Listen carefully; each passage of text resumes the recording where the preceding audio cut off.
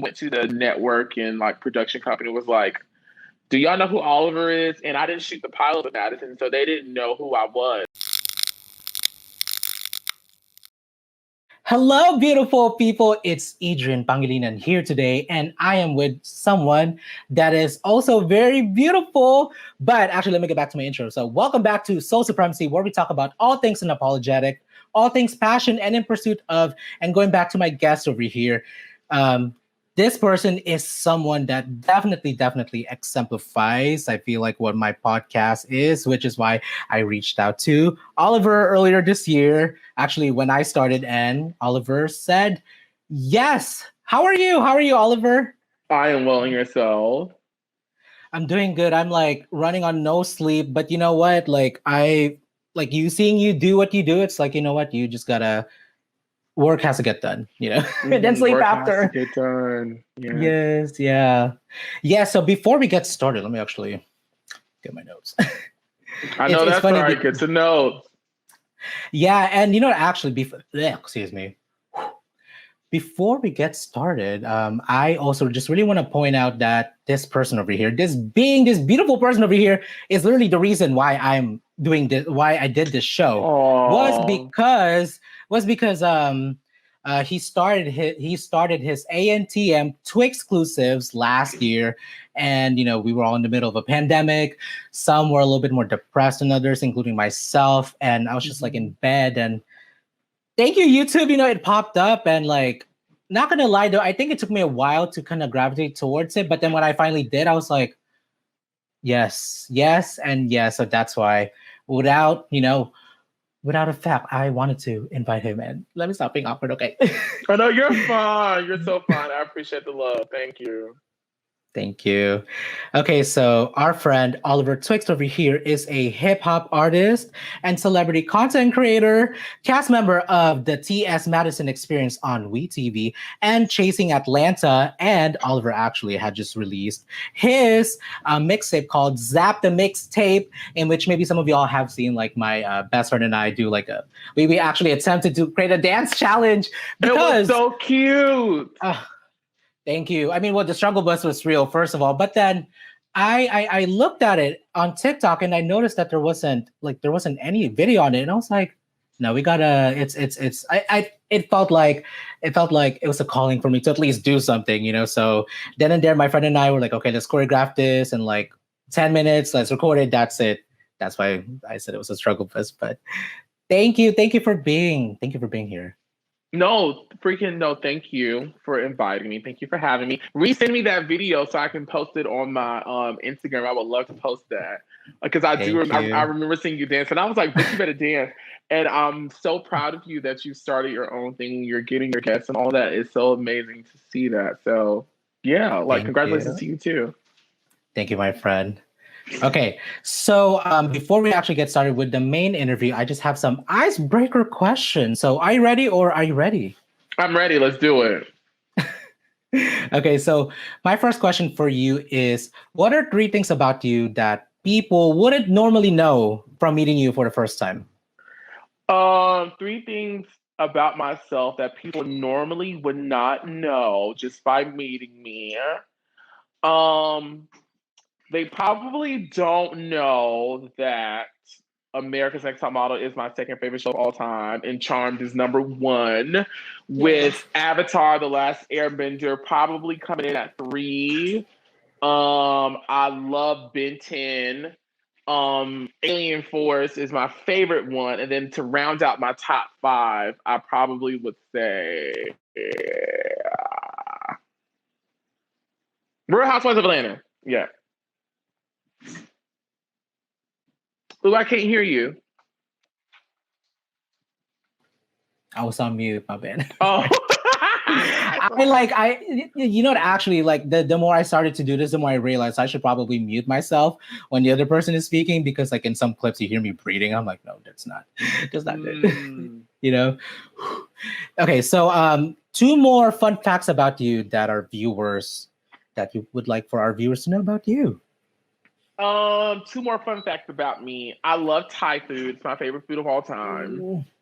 I absolutely love Thai food, but I think Mexican food may be in a close second, only because I love the way they make their chicken soup. It is so refreshing to me. And then a third fun fact. You got this. You got this. I'm trying to think. What is a third fun fact about myself? I love comedians. There we go. And I have a thing for Black female comedians. Like that's like my happy place. Like Black female comedians who curse. Yes. I love them. They're funny. Yeah. Yeah. Mm-hmm. I was actually just listening to a podcast, I think yesterday, and this female comedian was on. I forgot her name, but I really appreciated her life story. And I was like, okay, cool. Okay, my next question is, so I think we already know what this one is, but I thought I'd ask. ANTM or Charmed? I'm never giving up Charmed. But ANTM has given me so much now. Oh. Yes. Okay. Off the string that it has given me so much now. Like I get to meet people like you and so I would say ANTM chocolate. Ooh, yes. Actually, I have a random question. Have you ever thought about like doing kind of what you did in some shape or way with Charmed? Creating content for Charmed? Thought about doing it for Charmed. It's just I don't know what so me doing the ANTM things kind of was just like a hobby. So hopefully like it comes off like, he's just doing this. But I think now that people are interested in hearing me talk about TV stuff, it's like I think I want to make it slightly more official. Like I want to plan out weeks, like I want to plan the content out a lot more. So I haven't quite agreed with myself on how I like to go about my Charm content. Actually. Once I figure that part out. I'm sorry. No, once I figure that part out, I'll start doing it. Yay. Actually, Alyssa Milano has always been my like woman crush Wednesday, all the way from Who's the Boss. Mm-hmm. Yeah, and then I just kind of followed her like Melrose Place, and then she did Charmed eventually. So actually, speaking of Charmed, my next question is: if you were a character in Charmed, what superpower would you wish to have? Ooh, I would want to have Paige's power. Is it is right the orb freeze? Is it? No, that's Piper. Piper freezes. Paige can orb and she can call things. Like she can move things with her mind. But it has like a little white light spin on it. Dang. Yeah. Actually, I also grew up watching Charmed too. I think relatively around the same time as ANTM on like Channel 34 TNT on like syndication, but it's been a minute. It's been a minute since they hit the season finale. That was like 2006 on WB, which I actually tuned in. I saw that. Yeah, it's like a teenager. They just did a reboot. I saw, and I mean, what are your thoughts on it? I like it. I mean, it's not the original one. I appreciate it. I like that. I can feel the same way too, even though I do feel like we live in a time now where reboots is just like automatic, and sometimes it feels like I wish it was not. I wish that they had just left it the way that it was, because then it, but it's okay. Okay, and okay. Actually, I have one more question. So my final question for the icebreaker portion is, what ANTM photo shoot / or challenge would you want to recreate and participate in? Only one. Ooh, I want to recreate Joanna's iconic helmet photo. Oh, yes. Yeah. Dang. Yeah. Good choice. Actually for me, I think the one after that one, I would go with the Eva's the headshot. Yeah. With the tarantula. Yeah. Everyone says that. Yeah. Okay, so we made it to the main interview. So my first question for you is, and also too, for those that are watching live and will be watching this later, our friend over here only has an hour, and I will like say that it was my fault. But this person is busy and we don't want to waste his time. So my first question for you is, who is Oliver? Who is Oliver? I am a hip hop artist and a content creator who's done some cool stuff here and there. Okay, humble. I saw your website. I was kind of low-key stalking it when I was doing the research. And well, first of all, you're like, I'm not sure if it's Linktree, but that bio that you have is obviously very like well put together. And then the stuff is very diverse. I'm like, okay, merch. Yeah, I saw your merch. So you're definitely someone that is not only very humble, but also well-rounded as well. So thank you. Yeah. Okay, so my next question for you is, what was Oliver like as a kid growing up? Ooh, as a kid, I was a little bit shy, but I was always like, I was an overachiever when I was little. Like I was always doing something. Like I was always busy, always doing something. I was very active, very creative, but I was a little shy. Like I edited it myself a lot when I was little. Yeah. Same. I think that's why it's safe to say that people like you and I, that's why we become artists, content creators, because we really want to create that visibility that we feel like we are not seeing, right. by being ourselves. Right, I agree. Yeah. Okay, my friend. So my next question is, well, you know what? Actually, I know you just mentioned it. I know you just mentioned it, but can you actually go more into details about the line of work that you do, since you are someone that is multi-hyphenated, my friend? Multi-hyphenated on hyphenated. How did that get started, actually? Yeah. Me doing content for other people, like me helping people create content? I guess just everything. I mean, in terms of like, I think for this one, I think I want you to take us through that journey of like you kind of becoming the person that you are now with everything that you're doing. Yeah. Okay, so I know it's a lot, but no, I got you. I'm gonna make a very long story short. So it started off with my passion to hey everybody, it's Cookie. Sit down, mama. Sit. Hi. Sit. You know what? Actually, that reminds me, my dog too. Like I have a dog. I'm actually not at home, but at home, my dog loves to kind of do her thing, and I'm like, can you not bark and scratch the door while I'm recording? Go sit down. Go lay down. Now you're getting kicked out because you didn't come and sit. Bye. But it started off with my passion for music, and so with me wanting to be an artist, I needed to create videos and visual content. It was hard for me in a new city, Atlanta, trying to find people who could do that for me. So eventually I just did it the do-it-yourself way. So I bought myself all the equipment I thought I needed, which at the time was a Mac and a Canon 6Ti. And from there, I started shooting my own content, and I started teaching myself how to edit videos and how to do graphics and stuff like that. So as I was like trying out different things myself, I started catching the attention of Atlanta socialites and people who were very popular on the internet who lived in Atlanta, and they started having me do content for them. And then so it just became like a word of mouth, like, oh, who edited your video? Who did your flyers? Like, oh, Oliver did it. So, I kind of just started like, I won't say getting passed around, but like more people started using me. And then on the personality side, I joined this show by the name of Chasing Atlanta, which is a reality TV show on YouTube that showcases the lives of queer people. And I was able to like showcase my personality that way. And I started like getting bookings and hired to do like different gigs. Yeah. Celebrities watched the show. So like from there, with those two things happening at the same time, I was able to, fast forward, I'm here today. Wow. Yeah.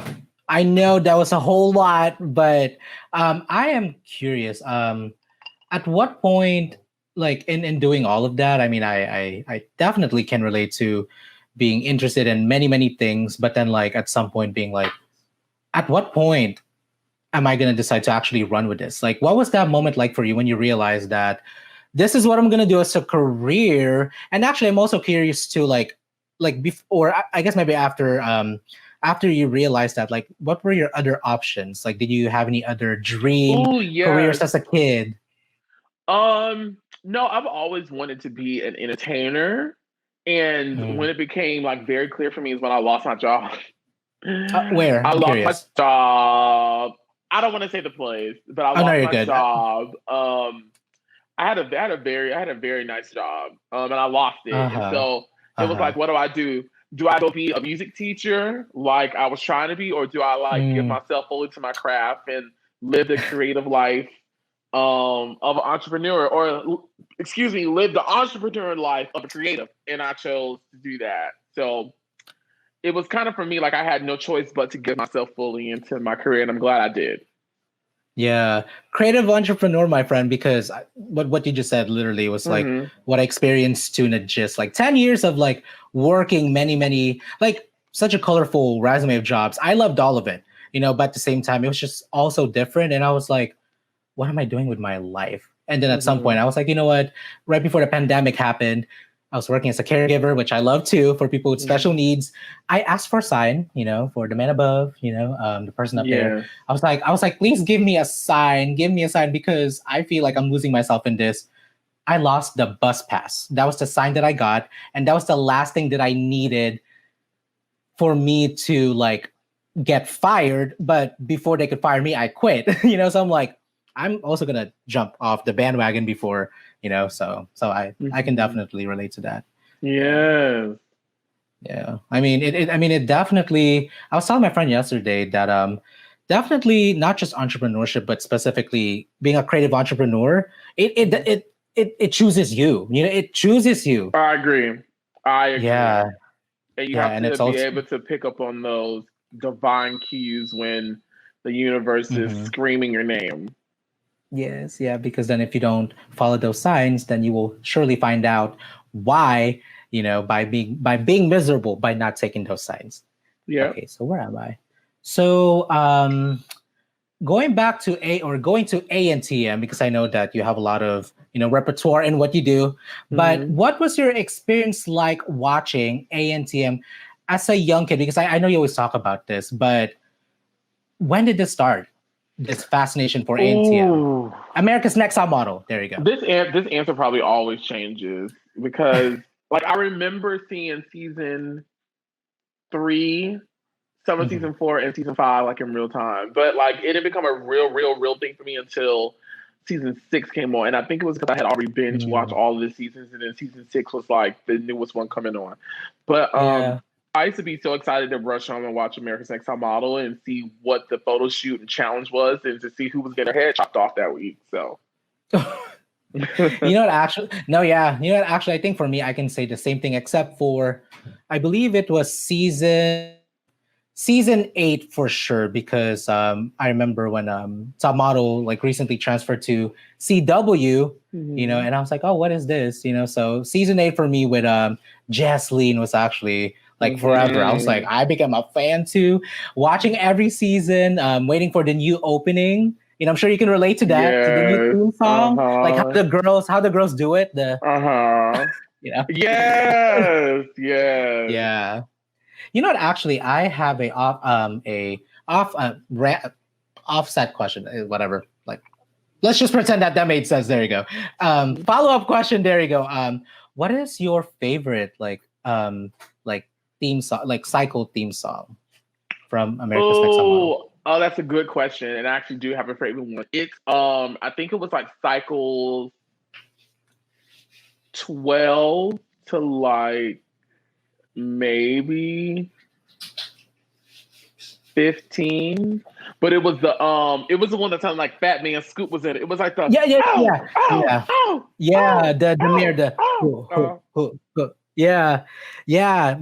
Me too, actually.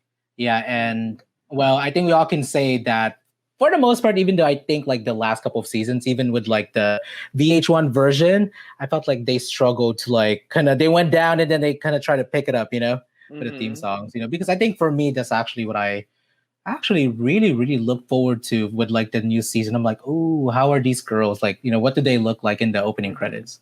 Right. Yeah. Okay, let's see. I have a lot of questions. So my next question for you is, would you mind talking about actually and sharing with us how you built your personal brand as Oliver Twixt? In whatever way that like this question is like kind of resonating with you? I'm curious because I was like, oh yeah, how? I first had to identify who I was. Um,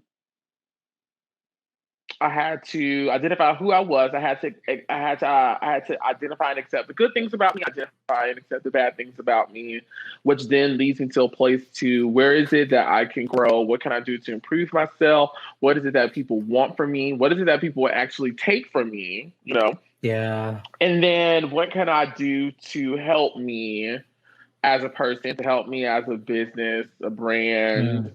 What kind of things can I do that further support this idea that I am what I am?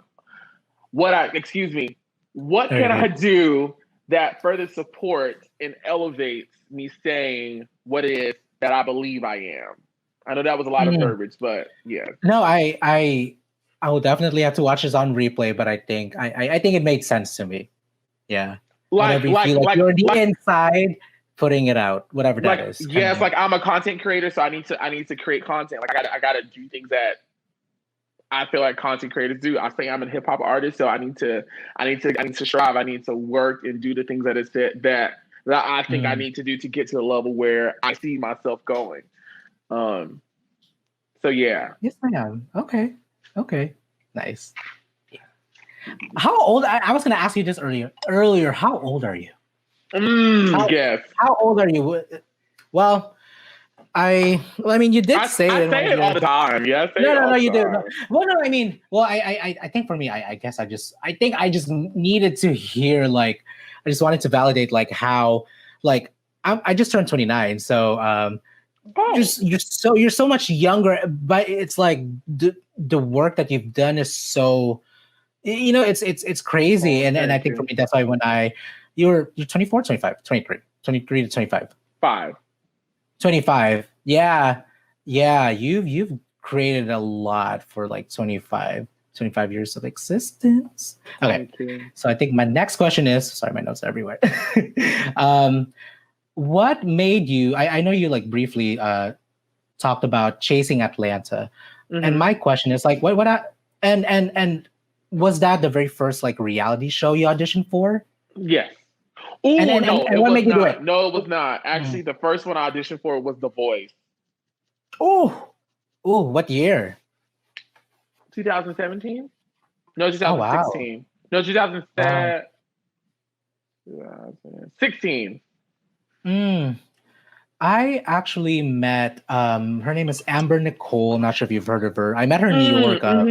Amber Nicole, I forget what season she was in, but I just met her through a mutual friend, and she just randomly said she was on The Voice. And I was like, that makes sense. That makes sense. Yeah, and I've been trying to like swoon her to come to the show by like liking all of her Instagram posts.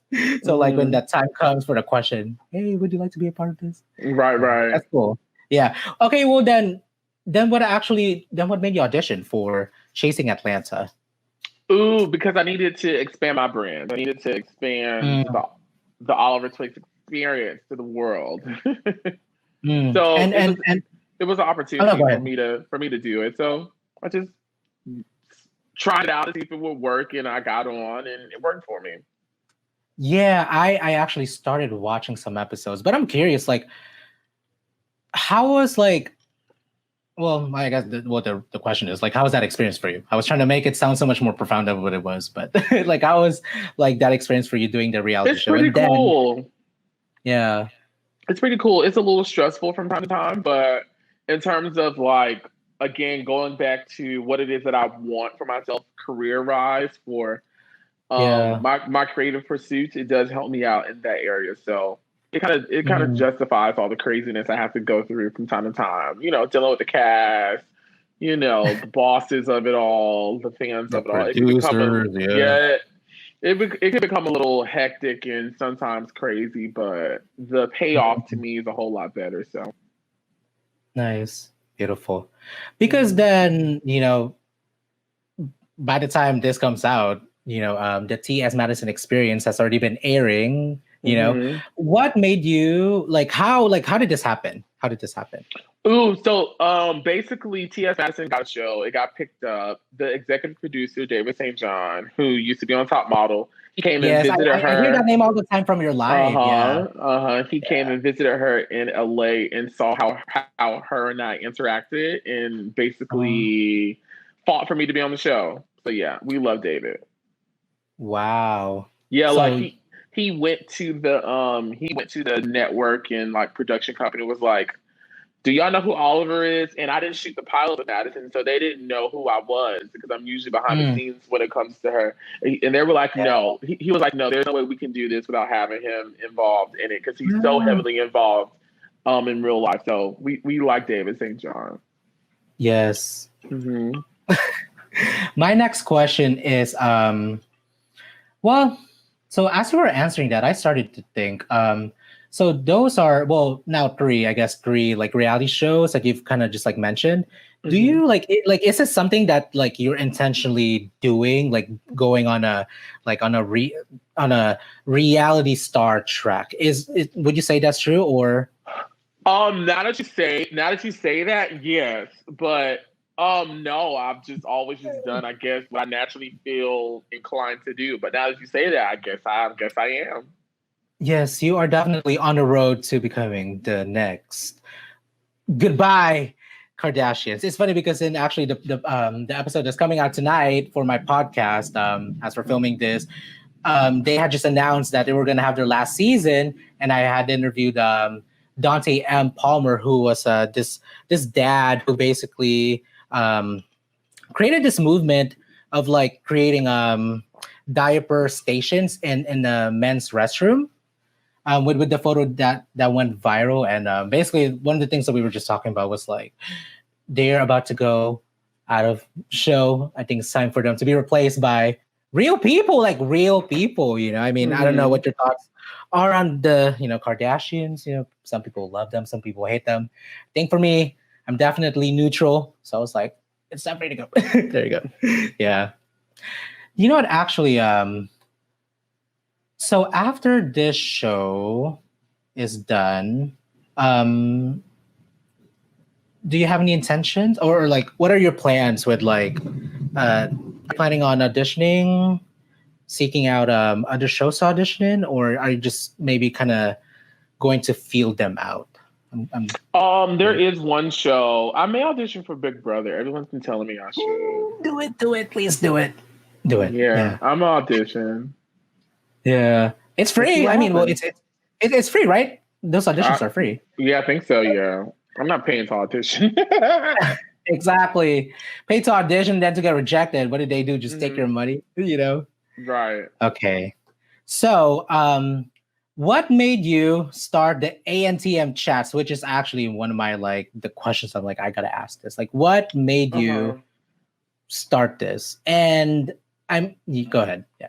So basically seeing Jay do his chats and me feeling like there's some things being left out because there's only so much he can cover in like, his 1 hour and 30 minutes and he's only talking to one person per cycle. But I'm always thinking like hearing him do his chats, I was always thinking like, well, I wonder what the person in the corner who was there also thought about this moment. So like, originally I was just going to do one girl per cycle, but then as I started doing it and more people started watching it and I started getting more requests to go live with different people. And I guess, me DMing people actually telling me, yes, they'll do it. It just kept going and going and going. So yeah, but that's how I started. I started off from wanting to hear more about the cycle after leaving still hungry from Jay's chat. Yeah, I definitely felt that way.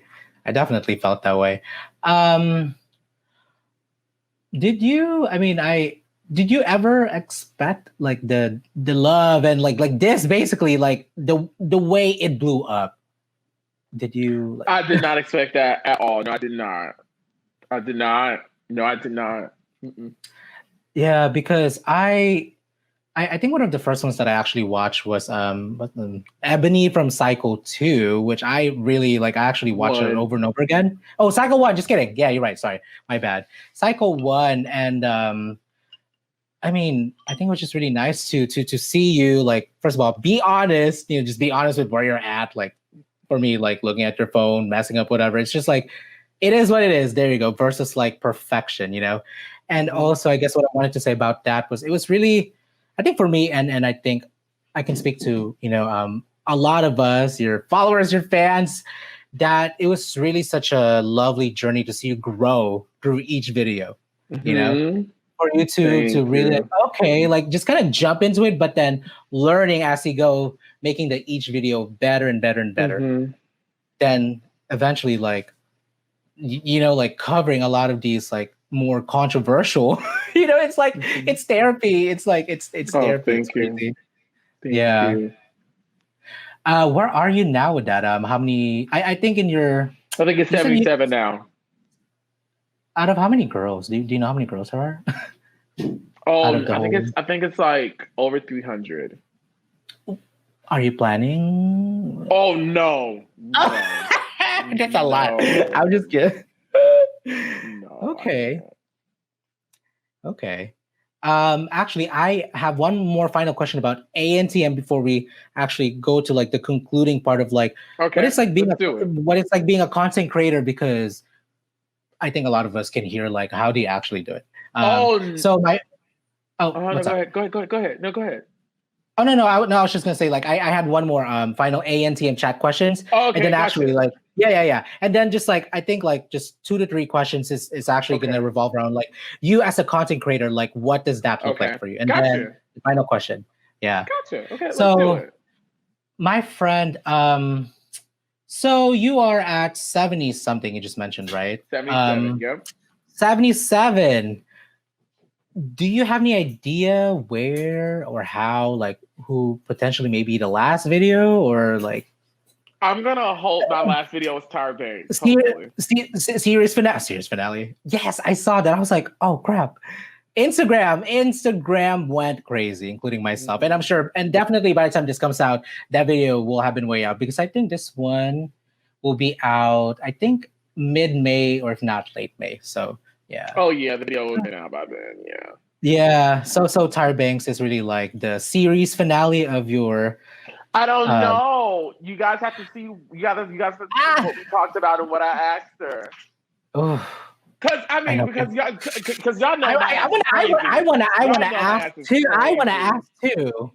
So how's the experience? I mean, how's it? Oh, okay. I mean, if I can, feel free. If it's not, but how was the experience? Like, if you were to sum it in one word, how was your experience? It was very life confirming. It made me know that everything that I was doing up until that very point was right, and I need to trust myself and my instincts. Nice. And I need to also listen when other people tell me good things and stuff like that, which I think is like just a defense mechanism. So I remain humble and, I don't get too puffed up or excited or braggadocious and stuff like that. But it's like, people have been telling me, my boyfriend was telling me all the time that Tyra was going to call me. He's like, Tyra's going to call you. And I was like, no, she's not. And then she called me. So it's like, I need to believe in myself. For sure. Yes, yeah, especially after you did that video with the ice cream. I was dying. I was like, yes, you better get every single flavor. And it's funny, I live in San Diego, and seeing you do that video, I'm like, I actually just went to LA recently, and actually, I'm like, I should have picked one up, because, well, as we're filming this, I actually talked about it in my Instagram story that I checked into rehab. No, just kidding. I checked into a hotel because it's so hot. Like the places, like the place that I live, we don't have an AC. So I'm like, I'm going to check myself into a hotel. So. Well, look at you, gave yourself a little spa treatment. Yes. Yeah. That's my friend. Okay. So as we're actually getting ready to like wrap this interview up, because you have a lot of interviews you're doing today, so I don't want to keep you for too long. And thank you again for doing this. Of course. So content creation. So what my bad, sorry. What does a day in the life of Oliver Twixt look like? Ooh. I know, yeah. It can vary depending on what I'm currently working on at the time, and it sucks because I live such a multi-hyphenated life. So today Yeah. can be a day where I have a gig and I got to go perform. So I need to get my music together. I need to be getting clothes together. It could be a day where I'm going to go shoot somebody. So I got to get cameras together. It really depends on what project I'm working on. Usually it wakes. I start the day by checking my notifications, my DMs, my Yeah. Instagram, my email. I check social media first. Then I use the bathroom. And then I come out the bathroom and then I clean up the house. Cleaning up the house is very therapeutic for me. Like it helps me unwind and I like cleaning up the house. And then I usually get started on what I'm doing. And then I usually end the day like around 10 o'clock or whatnot. But I'm usually Wow. sitting here on the couch on my computer, on my phone, watching TV, multitasking, getting on my Yeah. boyfriend's nerves. Yes. Yeah. You know what? Actually, I've always like your background. I've always like I know that you've kind of like changed it here, like every now and then, like that one, and then like the one that looks like your outfit, Or no, is it stripes or is it like check like the boxes? There's two different ones. On one wall is stripes, the other wall is boxes. Oh wow, Mm-hmm. wow. Okay, so let's see. I think I'm down to the last question actually, and that final question is for anyone that is tuning in and are definitely interested in building a successful personal brand like you have, what are some advices and actionable steps can you give? The first thing would be make sure you know who you are and let that be your Bible. Like no one can come and tell you anything different about this. Like this, like you believe in it full force, Don't let wholeheartedly. anyone steer you otherwise. Don't let anyone tell you otherwise. First, establish that, and then I would say, whatever it is that you think it is that you need to do it. As crazy as it may sound, as far-fetched as it may sound, there's no way y'all, myself, anybody would have ever thought the first time I went live talking about Top Model, it would result in months later Tyra Banks calling me herself. Like no one knew that, but it's it felt good to me at the time. I went with it. I stayed diligent in it. I kept going. I've tried to improve. I listened to the people out there who said, Oliver, get earpods, stuff like that, Yes, I did too. Yeah. Steady trying to work on it. But the main thing is, steady working on it, steady being open to critique, trying to grow, trying to be better than you were from the day before. And then the last thing I probably say is have good energy around you, whether that comes from spirituality, whether that comes from friendship, love, things that you like to do. Always have good things that are going to replenish you and put all the things you need to keep going forward. And a lot of that is really just having a good attitude. Like a good attitude and a good mindset is a perfect equation for success. So yeah, that's about it. Thank you. It's funny because I feel like some people could be listening to this or watching, whichever, could be like, it's so cliche, but it's true. It's true. It's so true. What you decide to put out in the world will come back to you in whichever way. It will. Karma is real, y'all. That's why for me, I'm very afraid to not do something bad, but I'm just very afraid if I were to do something not good, I just know that it'll whoop me. So I'm like, karma is serious. Yes. Actually, I think I lied. I do. There is a closing question actually of the interview. Okay, and that'll be it. So, my final question for you is, drum rolls. What legacy does Oliver Twixt want to leave behind? Ooh, that little gay black boy lived his life for the world to see. He lived his life. Yes. I love it. It's very sweet, to the point, and it says everything. He lived his life. Everything that he said he wanted to do, he did it. And And I want that to be the lasting legacy of mine, because I want people who know me and who know of, what it is that I do and my story and all that other stuff to be inspired that whatever it is they want to do in life, you can do it. If I did it and all the odds were stacked against me to not do them, and I did it, and a lot of things I wanted, I was able to manifest, you too can do the same.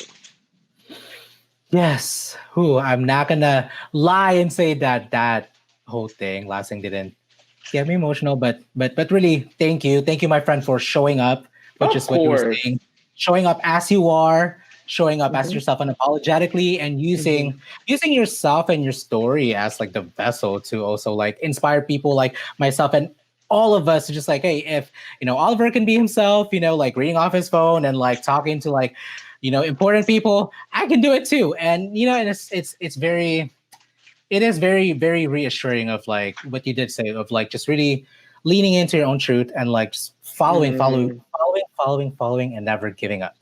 And it's all about confidence too. Like I can do like, and I'm glad you said that. Like I be reading off my phone. I be having on my bathrobe, but I think it's because I like to think I'm a confident person, and because I'm confident, the other person who's with me believes everything that I'm doing. Like it doesn't bother them because I'm giving off. I'm so sure about what it is that I'm doing right now. You know what I'm saying? You believe what is to be. That is the thing that they believe it. That is the thing that is to be. And what is the thing, whatever that is. Yeah. I mean, well, thank you. You're welcome. Yeah. No, but really kidding aside though, thank you. We did it. Of course. We did it. You are I'm so proud of you. Congrats on everything. Thank you, my friend. You are beautiful. You are special. Where can people find you? Which I'm sure people already know, but for those that are just heard your story today, where? Yeah. For those who do not know, you can follow me on everything. He is Oliver Twixt. I think I'm going to change my website to heisolivertwixt.com too. I think I am. But you can go to my website, olivertwixt.com. It's Oliver Twixt on YouTube. He is Oliver Twixt on Twitter and Instagram. Thank you. We did it. We did it. We made it to the end of Soul Supremacy, where we talked about all things, or as much things, unapologetic, because there was not much, time.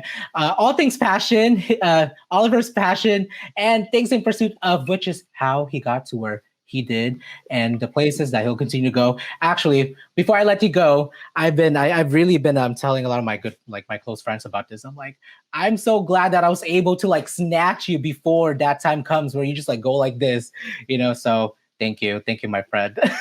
Oh, you're so welcome. You're so sweet. And good luck to you on everything that it is that you want to do in life.